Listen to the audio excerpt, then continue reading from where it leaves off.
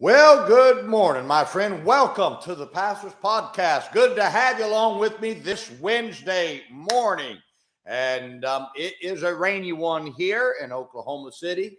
I think it is our second day of rain. I'm okay with that. I was out at the lake yesterday doing a little bit of praying, and it's pretty low. And so I'd like to see that thing get filled back up. And that's wonderful that God sends the rain. And I hope that you're having a wonderful day today. Now, tonight, midweek service, Maranatha Baptist Church, we continue our series on the Christian home. Mom and Dad, you want to be here. I'm going to give you some parenting tips tonight. And I'm talking about Satan's bid for your child. And I'd encourage you to come tonight as we talk about this and what we can do in our home to make sure that Satan doesn't get our child. I know that this is it's a mean old world out there, isn't it? And but boy, we've got to do our part trying to keep our children from being their heart grabbed by Satan and gone to the wrong way. I'd encourage you be in church tonight, no matter where you are, you be in church, and God will certainly bless you for that. Today, we want to talk about you can't demand respect and loyalty. 2 Chronicles chapter 10, verse 14, the scripture says, and answered them after the advice, talk about Rehoboam, and he answered them after the advice of the young men, saying, my father made your yoke heavy, but I will add thereto. My father chastised you with whips, I'll chastise you with scorpions. That's what Rehoboam said. Now, Rehoboam made one of the great mistakes that many young leaders make. He tried to dictate respect instead of earning it. After the death of Rehoboam's father, the people came to ask him if he would lighten their tax burden. Of course, we all know that he followed the advice of the young men whom he grew up with and forsook the advice of the older men to his detriment. However, we often miss that Rehoboam should have learned from the older men that he needed to earn respect and loyalty instead of demanding it.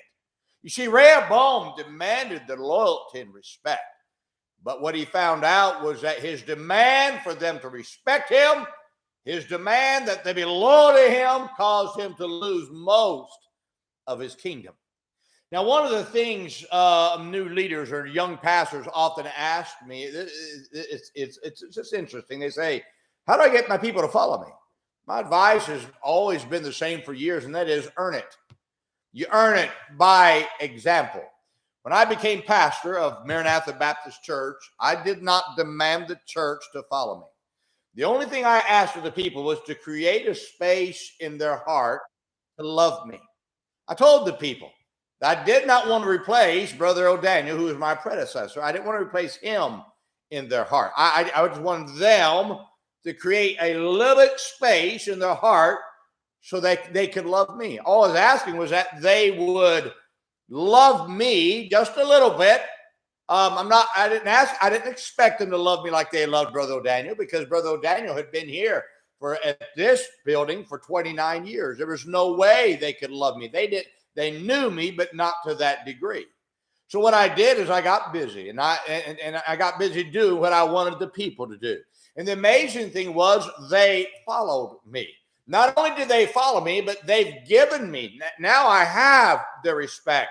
And I have their loyalty as a response, as a result of my hard work.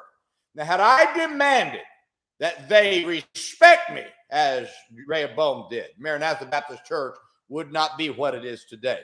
The many souls would likely be on their way to hell if I'd have got up and I'd have dictated, you got to respect me, you got to be loyal to me. No, all I did is I just went out and I did what I wanted them to do, and they followed. Now, I want to give you a couple of things that you can do to earn the respect as you can earn people's respect and loyalty. First, don't brag about what you can do. Just do what you believe you can do and let the works speak for themselves. Now, too many want to talk about what they can do. Can I just tell you? I'm going to give you 2 words. Shut up. And I'm going to give you two words. Get busy. Instead of telling everybody what you can do, go do it. People don't want a boastful person to lead them. So they want someone to love them and to lead them by example.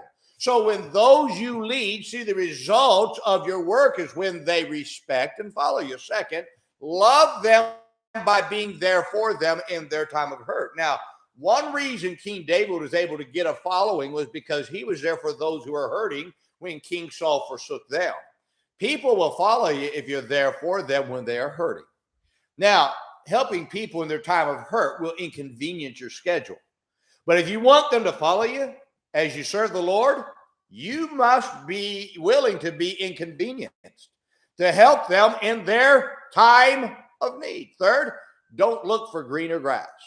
You earn loyalty and respect over time. Too many people want it immediately when you have to earn it through time. Now, determine to stay where you are. Don't run to a new place, because running to a new place will become your character trait. And once you run to that new place, guess what you're going to have to do? You're going to have to earn it, just like you should have earned it in the last place. So stop trying to demand it and just get busy doing what you're supposed to do. And what you will find is that people will begin to respect and honor you.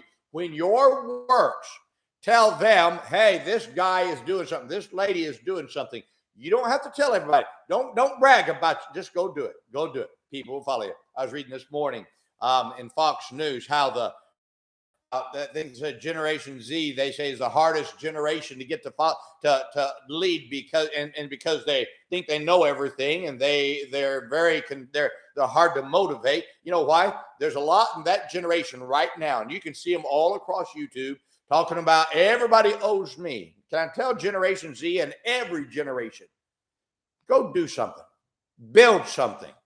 Stop letting technology, well, I got all these friends, because your mouth is running off. Just because you got a mouth that can run doesn't mean people ought to respect and be loyal to you. Do something. Build something. Do something for God. Invest in people. You're going to find when you're there for others, when they're hurting, and you build something, people will respect and they will be loyal to you. If you just do something with your life instead of demanding it, that's the greatest way to earn respect and loyalty. Well, I hope this is a great help to you today, my friend. Hey, let's remember today, be good to everyone. Everyone's having a tough time. Have a great day, my friend.